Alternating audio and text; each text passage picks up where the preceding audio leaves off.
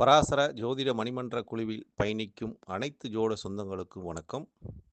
இந்த சூரிய பகவானின் நாளில் நம் ஜோதிடத்தை ஒளிவு மறைவில்லாமல் அதோட உண்மை நிலையை எடுத்து பேசும்போது, ஆத்மகாரகன் சூரிய பகவானோட அனுகிரகமும் அவரோட அருள் பார்வையும் நமக்கு கிடைக்கும் என்பது எல்லளவும் சந்தேகமில்லை. ஏன்னா, இன்றைய ஜோதிட ரீதியான ஒரு தலைப்பு நம் பராசர மணிமன்றத்தில் எப்பொழுதும் போலமே ராசி கட்டத்தை வைத்து ஒரு தன்மையை நம் எவ்வாறு உணர்வது என்பதற்காக இந்த தலைப்பு சுபத்துவமா பாவத்துவமா எவ்வாறு இதை நிர்ணயித்தார்கள், அதாவது நிர்ணயம் செய்தார்கள் என்பதுதான் ஒரு கேள்வியும் வச்சிருக்கேன், தலைப்பாக வச்சிருக்கேன். இந்த இதை ஏன் அதை வச்சிருக்குன்னா, இன்னைக்கு ஜோதிடத்தை அனைவருமே ஒவ்வொரு விஷயத்தை கண்டுபிடிச்சிட்டு அது மூல நூலை தவறு என்று சொல்லக்கூடிய ஒரு காலகட்டத்தில் இருக்கக்கூடிய ஒரு காலத்தில் இதை கேட்கக்கூடிய காலத்தில் இருக்கிறோம், நம்ம பயணித்து கொண்டு இருக்கிறோம். அப்படிங்கும்போது இந்த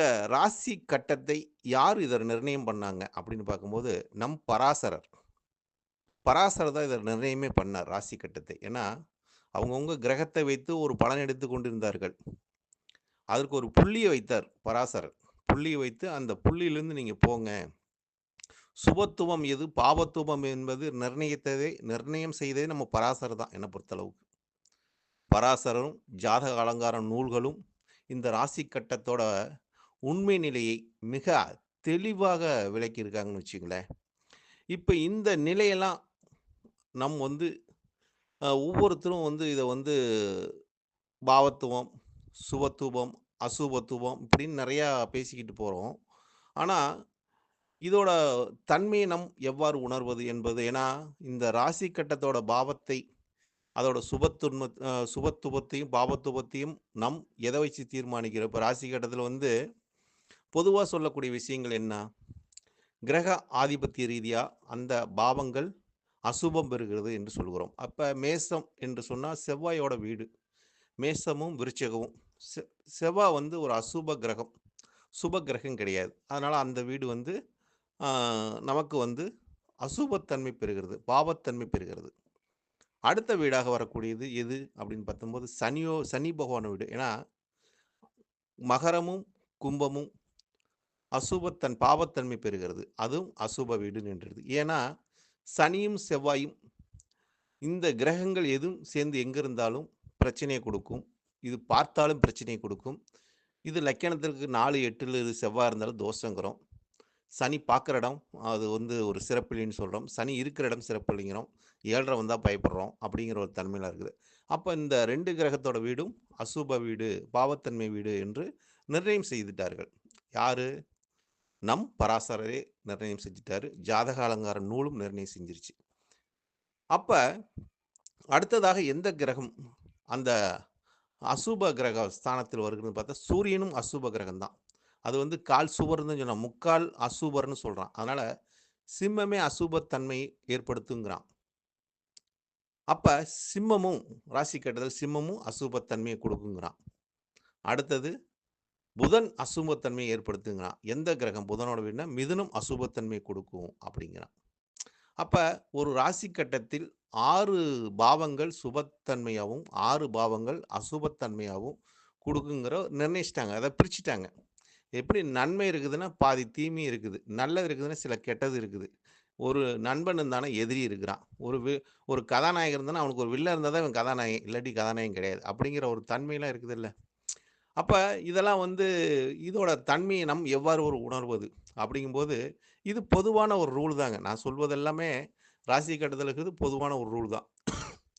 இதோட தன்மையை நம் எவ்வாறு உணர்வது என்று பார்க்கும்போது, அந்த லக்கண புள்ளிய வச்சு தான் இந்தந்த பாவங்கள் இவருக்கு சுபத்துவத்தை கொடுக்கும். இந்தந்த பாவங்கள் பாவத்துவத்தை ஏற்படுத்தும் என்பது அந்த கிரகத்தை வைத்தும், அந்த பாவத்தை வைத்தும், அதோட நட்சத்திரத்த ரீதியாக ஒரு ஆதிபத்தியத்தையும் எடுத்து தான், நாம் ஒவ்வொரு ராசி கட்டத்தை நிர்ணயம் செய்ய முடியும். அந்த லக்கண ரீதியா பாவத்தை நிர்ணயம் செய்ய முடியும் என்பது ஒரு எள்ளளவும் சந்தேகம் இருக்காது. அப்ப இப்ப மணிமேகலை அம்மா வந்து யாருமே இந்த தலைப்புக்கு பதிவு போடல காலையிலருந்து. யாரும் பதிவு போடாத இந்த தலைப்பு புரியலையாட்ருக்குது. என்னப்பா ராசி கட்டம் புரியலையா? அப்படிங்கிறது எனக்கே ஒரு சந்தேகமா போச்சு. இது ஒரு எளிமையான ஒரு கேள்வி தானே! இன்னைக்கு பாவத்துவம், சுபத்துவம்னு சொல்லிக்கிட்டு இன்னைக்கு வந்து நெறையா விஷயத்த பேசுறாங்க. அதுக்கெல்லாம் வந்து பாராட்டுகளும், கைதட்டுகளும் அதிகம் கிடைக்குது. ஆனா நம்ப இந்த ஒரு விஷயத்தை நான் கண்டுபிடிச்சேன்னு சொல்றாங்க. சுபத்துவத்தையும், ஆ அசுபத்துவத்தையும் இவரு கண்டுபிடிச்சுட்டேன்னு சொல்றாரு. அப்படிங்கிற ஒரு நிலையை இவங்கள யார குற்றம் சொல்றாரு? மூலநூல் எழுதினவன குற்றம் சொல்றாரு. அடுத்து பராசரருக்கு யார் மாணவர் பராசரர்ட்ட படிச்சவரு அப்படிங்கிறாரு. அப்படிங்கிறலாம் இதெல்லாம் கேட்கும்போது நமக்கெல்லாம் ஒரு என்னப்பா இவரு ராசி கட்டத்த போட்டு 12 கட்டத்தையும் போட்டு இவரு சுபத்துவம், பாவத்துவம்னு கண்டுபிடிச்சாரா? அப்படிங்கிற ஒரு கேள்வி கூட என் மனசுல வருதுன்னு வச்சுக்கங்களேன். அப்ப இதெல்லாம் வந்து இத படிக்கக்கூடிய மாணவர்கள்லாம் வந்து, என்னமோ இவரு தான் ராசி கட்டத்தையே கண்டுபிடிச்ச மாரி, இவரு தான் சுபத்துவத்தை கண்டுபிடிச்ச மாரி அப்படிங்கிற ஒரு ஏன்னா ஒவ்வொருத்தருக்கும் ஒரு ஜோதிடத்தோட ஆராய்ச்சி இருக்கும். அது நம்ம இல்லைன்னு சொல்ல முடியாது. அவரோட ஆராய்ச்சி சிறப்பானது. அது இல்லைன்னு சொல்ல முடியாது. இருந்தாலும் மூலநூல் எழுதினவன் குப்பையும், மூலநூல் இந்த மூலநூல் சாஸ்திரங்கள் சிறப்பில்லை என்று சொல்வதெல்லாம், அ அதாவது படிக்கிறவனை முட்டாளாக்கக்கூடிய தன்மையும், கேட்கிறவனை கேனையனாக்கக்கூடிய தன்மையும், அத ஒரு பழமொழி சொல்லுவாங்க. அதாவது அ கேட்கிறவன் கேனைன்னா, எருமை வந்து ஏரோப்ளேன்ல போகுமோ அப்படி ஓட்டுமோ அப்படின்னு சொல்ற மாரி இருக்குது இந்த காலகட்டங்கள். அதனால தான் எனக்கு இந்த ராசியோட தன்மையை நம் பராசர் தானே இதெல்லாம் வந்து நமக்கு வந்து சொல்லிக் குடுத்துருக்காரு. அவரோட நூல்லாம் இருக்குது. ஜாதக அலங்கார நூல்லாம் இருக்குது. பராசரோட ஒரு தன்மையெல்லாம் இந்த லக்கணத்த வச்சு ஏன்னா, கிரகங்களோட இணைவு வச்சு தான் பலன் சொல்லிட்டு இருந்தாங்க. பராசர் ஒண்ணு தான் இது எனக்கு வந்து பொன்னையாசாமி அவர்கள் சொன்ன ஒரு பராசரன்னா யாருன்னு கேட்டேன். எனக்கே தெரியாது. நான்லாம் மூல நூல அதிகம் படிக்கல. அவரு இந்த பராசர் தான் சந்திரன் இந்த லக்கண புள்ளிய எடுத்து அவரு தான் அந்த பாவத்தையே பிரிச்சாரு. அப்படின்னு அவரு அந்த தன்மையில சொன்னாரு. அப்ப அந்த முன்னோர்கள் நமக்கு வழிகாட்டின ஒரு கலை, இந்த ஜோதிட கலை. முன்னோர்களை அவமதிக்கக்கூடிய ஒரு வார்த்தைகள் யார் சொன்னாலும் அது குற்றம் குற்றமே. அது எவ்வளோ பெரிய ஆளா இருந்தாலும் அது குற்றம் தான். அப்படிங்கிற ஒரு தன்மை.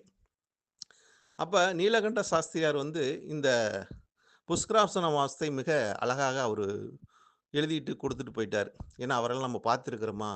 ஆனா, அவரோட சாஸ்திரங்கள், அவரோட நூல்கள் இன்றும் பேசப்படக்கூடிய ஒரு தன்மையில தான் இருக்குது. ஏன்னா, அவரோட இதெல்லாம் நானே இன்னும் படிக்கல. ஏன்னா, இது அவரு தான் கண்டுபிடிச்சு எழுதியிருக்காரு. அப்படிங்கிற ஒரு தன்மையிலாம் ஆ ஜோதிடம் அறிந்தவர், இந்த நூலை படித்தவர்கள்லாம் சொல்லும்போது, அதை நம்ம கேட்கும்போது, நமக்கு ஒரு வியர்ப்பாகவும் இருக்குது, ஒரு ஆச்சரியமா இருக்குது. ஏன் அத சொன்னாங்க? இந்த நட்சத்திரம்லாம் பாருங்க, ஆ நவாம்சம், அதாவது புஷ்கராம்சம்ன்றாவே அதோட அம்சம். நட்சத்திரோட ராசி கட்டத்தில இருக்கிற ஒரு அம்சத்தை சொல்லக்கூடிய எப்படி நவாம்ச திருமண வாழ்க்கைக்கு பாருங்க, நவாம்சத்த வச்சு திருமண வாழ்க்கைய நிர்ணயம் பண்ணுங்க. அப்போ உங்களுக்கு ஒரு சுப தன்மை ஏற்படுத்துதுன்னா, அது புஷ்கராம்ச நவாம்சத்தை எடுத்துக்கொள்ளுங்க. அது சுப நிகழ்வை சுப தன்மையும் ஏற்படுத்தி கொடுக்கும். சுப நிகழ்வுக்கெல்லாம் அந்த புஷ்கராம்ச நவாம்சம் உங்களுக்கு நல்ல ஒரு பலன் அளிக்கும். அந்த மாரி ஒரு தன்மைய அந்த ராசி கட்டத்தின் தன்மையில பார்க்கிறதோட, அது புஷ்கராம்ச நவாம்சங்கள்லாம் எதில விழுவுதுன்னு கேட்டீங்கன்னா, இந்த ராசி கட்டங்கள் சொல்லக்கூடிய 6 பாவத்தில் மட்டும் தான் புஷ்கராம்ச நவாம்சம் நட்சத்திரங்களே ராசி கட்டத்தில இருக்கிற நட்சத்திரங்கள் அந்த புஷ்கராம்ச நவாம்சத்தில் விழுகிறது என்ற மணிமேகலை அம்மா ஒரு கருத்துக்கள் மிக அழகாக வைத்தார்கள். இந்த நட்சத்திரத்தோட ஒரு பாதங்கள்லாம் புஷ்கராம்சோட நட்சத்திர பாதங்கள்லாம் எது எதுன்னு வருது பார்த்தீங்கன்னா, ரிஷபத்தில் வருங்க, கடகத்தில் வருங்க, அதுக்கு அடுத்தது கன்னியில் வருங்க, அதுக்கு அடுத்தது துலத்தில் வருங்க, தனுஷில் வரும், மீனத்தில் வரும். இந்த 6 ராசி கட்டத்தில் மட்டும் தான் வரும். அதாவது குருவோட வீடு 2 வீடு, சுக்கிரனோட வீடு 2 வீடு, அதுக்கு அடுத்து புதனோட வீடு கன்னி மட்டும் 1 வீடு, சந்திரனோட வீடு கடகம் மட்டும் 1 வீடு.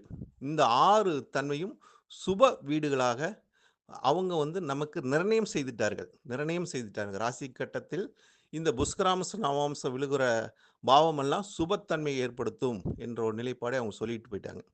மீதியெல்லாம் அது பாவத்தன்மையை குடுக்கும். அப்படிங்கும்போது இதை வந்து நாம் நிர்ணயம் செய்வது லக்கினம் தான். இது வந்து பொதுவான ஒரு தன்மை. ராசி கட்டத்தில இருக்குது. நிர்ணயம் செய்தது பொதுவான ஒரு தன்மையாக இருக்கிறதுனால், லக்கினத்திலிருந்து அந்த லக்கின புள்ளின்னு இருக்கும்போது, அத நிர்ணயம் செய்வது இந்த கிரகத்தை வைத்தும், இதோட பாவத்தை வைத்தும், அதோட இயற்கை சுபர் யாரு? இயற்கை அசுபர் யாரு? இந்த தன்மையில இந்த லக்கினத்துக்கு இயற்கை சுபர் இயற்கையோட நன்மை செய்வார்களா நமக்கு? இல்ல சுபக்கிரகங்கள் நமக்கு நன்மை செய்யுமா? எது நன்மை செய்யும் என்பது லக்கினத்த வச்சு, அவங்களோட அணுகுமுறையில அதோட பலாபலனை உதிக்கும்போது தான், அந்த ஜாதகத்துக்கு ஒரு சரியான ஒரு வழிய காட்ட முடியும் என்பது தான் நிதர்சனமான உண்மை. அப்ப இந்த 12 ராசி கட்டத்தின் வழியாக நம் பராசரரும் இந்த தன்மைகளை எவ்வாறெல்லாம் இந்த நீலகண்ட சாஸ்திரிகள் அவங்க இந்த நட்சத்திரத்தை வச்சு இந்த பாவத்தை எப்படியெல்லாம் பிரித்து நமக்கு கொடுத்திருக்கிறார்கள். அப்ப பாவத்தோட சுப தன்மையும், இந்த பாவத்தோட அசுபத்தன்மையும் யாரு குடுத்தார்கள் என்று பார்த்தா, நம் பராசரர் அருளிய அற்புதமான ஒரு தன்மைகள் தான் இந்த சுபத்துவமும், பாவத்துவமும் ஆகும். அவரே இன்னைக்கு வந்து அவரோட பேரே வெளிய வராம, இத வந்து ஒருத்தர் கண்டுபிடிச்சான்னு சொல்லி இது பப்ளிக்ஸ் பண்ணிக்கிட்டு இருக்கிறது. இத நம்ம கேட்கக்கூடிய சூழ்நிலை. அதுவும் கிட்டத்தட்ட ஒரு மெட்ராஸ்ல நடந்த அந்த விழாவ பார்க்கும்போது எனக்கே ஒரு ஆச்சரியமா இருந்துச்சு. எல்லாம் ஜாம்பவான்கள் ஜோதிடர்களா உட்கார்ந்திருக்காங்க. அவரோட ஃபீச் வந்து மூல நூல குப்பைங்கிறாரு. 10 10 பொருத்தங்க எனக்கே அது ஒரு இன்னும் ஆச்சரியமா தான் இருக்குது. பொருத்தங்கள் மட்டும் பார்த்து எந்த ஜோதிடர்கள் வந்து இன்னைக்கு ஜாதகத்துக்கு குடுக்குறாங்க? பொருத்தங்கள பார்த்து, தசாங்கள பார்த்து, கிரகங்கள இணைவுல வச்சு தோஷம் இருக்குதா? தோஷம் இல்லையா? எல்லாம் பார்த்து தான் குடுக்குறாங்க. ஏன் நீங்க அத மட்டும் எடுத்து சொல்றீங்க? அப்டின்னா, ஒரு ஒரு ஜோதிடத்த வந்து படிக்கிறவங்கள அதாவது ஜோதிடர்கள வந்து மத்த ஜோதிடர்கள்லாம் முட்டாளு. தான் ஒருத்தன் தான் அறிவாளி, தான் ஒருத்தன் தான் புத்திசாலிங்கிற ஒரு நிலைப்பாட்டை பிறரிடத்தில் திணிப்பது மாபெரும் குற்றமாகும். இந்த குற்றத்தை நம் பார்த்துக்கொண்டு, வேடிக்கை பார்த்துக் கொண்டு இருப்பதும், என்ன பொறுத்தளவுக்கு எனக்கே இது ஒரு இதெல்லாம் வந்து இருக்குது. என்னடா எந்த அளவுக்கு இதெல்லாம் ஜோதிடர்கள் பயணிக்க முடியும்? ஜோதிடர்களோட வாழ்வாதாரம் எப்படி இருக்கும்? அப்படிங்கிற ஒரு தன்மைலாம் சிந்திக்கக்கூடிய வைக்குது. அ மக்கள் என்ன நினைப்பாங்க? மக்கள் வந்து ஒரு குழப்ப நிலைக்கு போவாங்க. மக்கள குழப்ப வைப்பது ஜோதிடம் கிடையாது. மக்களை தெளிவு நிலைக்கு கொண்டு வந்து, ஜோதிடத்தை தெளிவாக கொடுப்பதே ஜோதிடத்துக்கும் நல்ல பேரு, ஜோதிடர்களுக்கும் ஒரு நல்ல பேர் கிடைக்கும் என்பது தான் என்னோட கருத்தாகும். அதற்காக இந்த தலைப்பு எனக்கு வந்ததுன்னு பார்த்தீங்கன்னா, மணிமேகலை அம்மா சொல்லியிருந்தாங்க. சந்திரன் அவர வச்சு தான் இந்த தலைப்பு எடுத்து பாராட்டுது அப்படின்னு இல்ல. அதாவது இந்த பாவத்துவத்தையும், அ பாவத்தோட சுபத்துவத்தையும், பாவத்தோட அசுபத்துவத்தையும் அவர் தான் கண்டுபிடிச்சுன்னு சொல்லிட்டு இருக்காரு. என்ன பொறுத்தளவுக்கு அவர் கண்டுபிடிக்கல. இத நிர்ணயிச்சதே பராசரர் மட்டும் தான். அவர் ஒருவர் தான் இத நிர்ணயிச்சாரு. அதுக்கடுத்து நீலகண்ட சாஸ்திரியார் அவர் வந்து புஷ்கராம்ச அமாவாசை நிர்ணயிச்சு இந்த பாவத்தை, ராசி கட்டத்தையும் அவர் வந்து நமக்கு வழிகாட்டி போனாரு. அ அதுக்கடுத்து ஜாதகம் அலங்காரம் நூல்கள் இந்த 12 ராசி கட்டத்தோட நிலைப்பாடு என்னான்னு மிக தெள்ளத் தெளிவாக சொல்லியிருக்கிறாங்க. இதெல்லாம் மூல நூல்ல சொன்ன நம் முன்னோர்கள் சொல்லி வைத்த அற்புதமான ஒரு நிலைப்பாட்டை, நாம் உணர்ந்து கொண்ட ஒரு நிலைப்பாட்டை, நான் புரிந்து கொண்ட ஒரு நிலைப்பாட்டை இந்த பராசர மணிமன்றத்தின் மூலமாக இந்த பதிவையும், என்னோட ஆழ் மனதில் உள்ள கருத்துக்களையும் பதிவிடுகிறேன் நண்பர்களே. நன்றி, வணக்கம். வாழ்க வளமுடன். பரமத்தி வேலூர்லிருந்து சந்திரன்.